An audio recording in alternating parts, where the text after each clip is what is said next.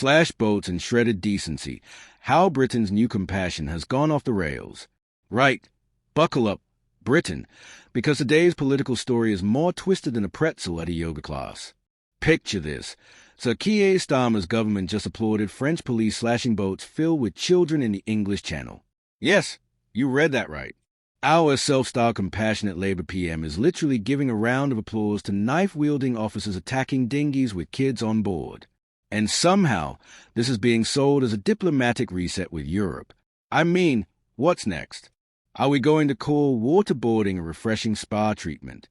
Welcome to the latest saga in UK politics, where we cut through the political spin faster than French police cut through refugee boats. Apparently, that's a thing now. Today, we're diving into the murky waters of Britain's immigration policy, a place where common sense goes to die and politicians celebrate child endangerment as foreign policy success.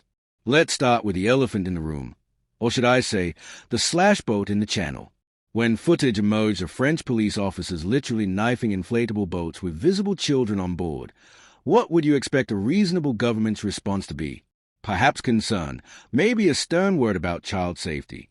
Well, not if you're Starmer's government. Downing Street didn't just defend these actions, they welcomed them. Yes, welcomed. Like they were greeting a long-lost relative at Christmas dinner, not watching children being put in mortal danger. The government spokesperson had the audacity to claim this was all part of Britain's reset with Europe. I'm sorry, but when did international diplomacy become synonymous with endangering minors? Are we really so desperate for European approval that we're willing to sacrifice basic human decency? It's like trying to impress your new neighbours by setting fire to your own garden. Technically, it gets their attention. But at what cost? Home Secretary Yvette Cooper doubled down on this madness, suggesting that migrants arriving on overcrowded boats, where children have already died, should face prosecution. Because nothing says compassionate governance like criminalizing the victims of people smugglers, right? It's like arresting someone for being mugged. Absolutely brilliant logic there, Yvette. But while politicians pat themselves on the back, charities are preparing for war. Steve Smith, CEO of Care for Calais, didn't mince his words. He called the government's stance utterly shameful. And honestly, when a charity CEO has to remind the Prime Minister about basic human decency, you know we've hit rock bottom. Smith pointed out that these images should send shivers down the spines of anyone who still holds on to a shred of compassion. And the key word there is shred, because that's all we seem to have left in British politics. Kate O'Neill from Project Play dropped the reality bomb politicians seem to have missed entirely. Children are often in the middle of the boats, the very spot where knives shouldn't be going. It's almost as if slashing boats with kids on board is dangerous. Who could have predicted that? Here's the kicker. The government is so tone-deaf, they are celebrating tactics that charities are calling brutality. It's like throwing a party while your house burns down, and wondering why nobody wants to join in the fun. Zoom out, and the picture gets bleaker. Imran Hussain from the Refugee Council hit the nail on the head. We are criminalizing people fleeing the Taliban and brutal civil wars in Sudan.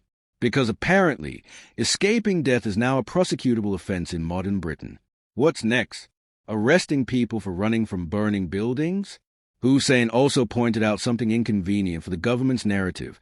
Ukrainians were able to travel to Britain safely, without dangerous journeys. Funny how we can manage safe passage when it suits our political agenda, isn't it? It's almost as if the government picks and chooses which refugees deserve dignity based on, well, let's not go there. The solution isn't rocket science. It's about creating safe legal pathways, not forcing people into the hands of smugglers. But why solve problems when you can create headlines by endorsing boat-slashing theatrics? So, what does this mean for Starmer's political future? This debacle perfectly encapsulates everything wrong with modern British politics. We've got a Labour government that somehow managed to out-Tory the Tories on immigration policy. It's like watching someone try to prove they're tough by picking fights with children. Technically, it might work, but you look absolutely ridiculous doing it. Starmer campaigned on compassion and competence.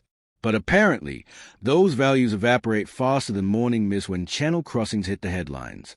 The man who promised to restore Britain's moral standing is now cheerleading for tactics that would make Victorian workhouse overseers blush. At the end of the day, we're talking about children's lives, not statistics, not political footballs, but actual human beings. They deserve better than having their government celebrate their endangerment as a foreign policy success. This story is a damning indictment of the state of British politics, and a reminder of why we need voices that cut through the spin and call out madness when we see it. If you're angry, confused, or just downright baffled by what Britain has become, you're not alone. The question is, have we completely lost our moral compass, or is there still hope for British politics? Until next time, keep asking questions, because in a world gone mad, that's the only sane thing left to do.